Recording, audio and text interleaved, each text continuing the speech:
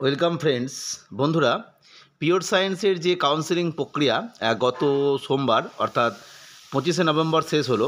সেই জায়গা থেকে যে তথ্যটা উঠে এসেছে বলতে মূলত প্রতিদিন এসএসসি তাদের ওয়েবসাইটে আফটার কাউন্সেলিং বা রেকমেন্ডেশন লেটার ইস্যু করার পরে ঠিক কতজন রেকমেন্ডেশন নিল বা কতগুলো স্কুলে এই রেকমেন্ডেশন দেওয়া হলো, অর্থাৎ স্কুল ব্লক লিস্ট কিন্তু প্রকাশ করছিল।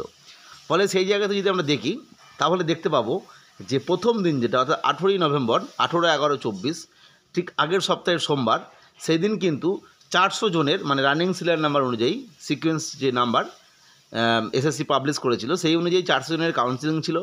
এবং সেখানে যে স্কুল ব্লক লিস্ট অর্থাৎ কতজন স্কুল নিয়েছে সেই লিস্টে যদি দেখা যায় তাহলে দেখা যাবে সেদিন 111টা স্কুল কিন্তু ভ্যাকেন্ট ছিল। অর্থাৎ ওই দিনের জন্য 111 জনের ওয়েটিং লিস্ট থেকে নতুন করে চাকরি পাওয়ার সুযোগ তৈরি হলো। নেক্সট পরবর্তী 19 তারিখ সেদিনে কিন্তু 400 জনের একটা কাউন্সেলিং প্রক্রিয়া ছিল এবং সেখানে যে স্কুল ভ্যাকেন্ট লিস্ট সেখানে দেখা গেছে যে 97টি স্কুল কিন্তু ভ্যাকেন্ট রয়েছে। ঠিক এইভাবে 20 তারিখে সেখানেও 400 জনের কাউন্সেলিং ছিল এবং 118টি স্কুল ভ্যাকেন্ট থেকে গেছে। নেক্সট 22 তারিখ সেখানেও 400 জনের কাউন্সেলিং ছিল এবং 106 জনের যে স্কুল ভ্যাকেন্ট লিস্ট সেটা ফোকাস করেছে। ঠিক আগের দিন 21 তারিখ সেদিনও 400 জনের কাউন্সেলিং ছিল এবং সেখানে টোটাল 143টি স্কুল কিন্তু ভ্যাকেন্ট রয়ে গেছে। মূলত এই কাউন্সেলিং প্রক্রিয়ায় এই দিনেই সবথেকে স্কুল চয়েস কম হয়েছে, পিওর সায়েন্সের ক্ষেত্রে, যদি অন্য সাবজেক্টের ক্ষেত্রেও এটা সবথেকে বেশি। নেক্সট 23শে নভেম্বর সেদিন 322 জনের কাউন্সেলিং ছিল এবং 81টা স্কুল সেই দিন ভ্যাকেন্ট থেকে গেছে।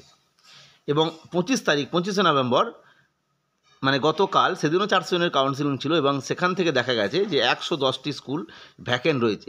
ফলে যদি আমরা টোটাল দেখি সেক্ষেত্রে টোটাল 2722 যে ভ্যাকেন্সি কাউন্সেলিং প্রক্রিয়া 2722 জনের, সেখান থেকে 766টি সিট এই মুহূর্তে ভ্যাকেন্ট রয়েছে, অর্থাৎ স্কুল ভ্যাকেন্ট রয়েছে।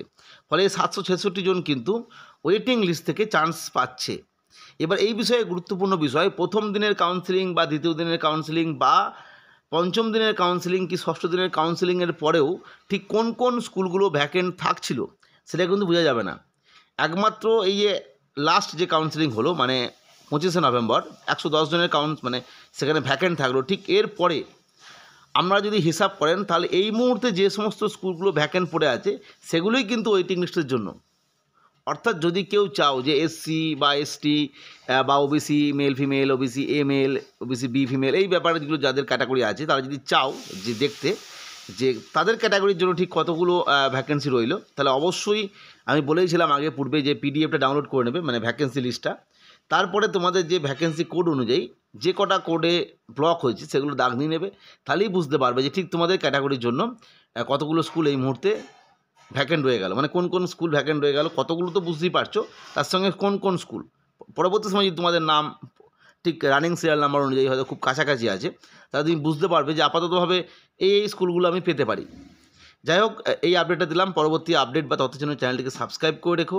আজকের ভিডিও দেখার জন্য প্রত্যেককে অসংখ্য ধন্যবাদ।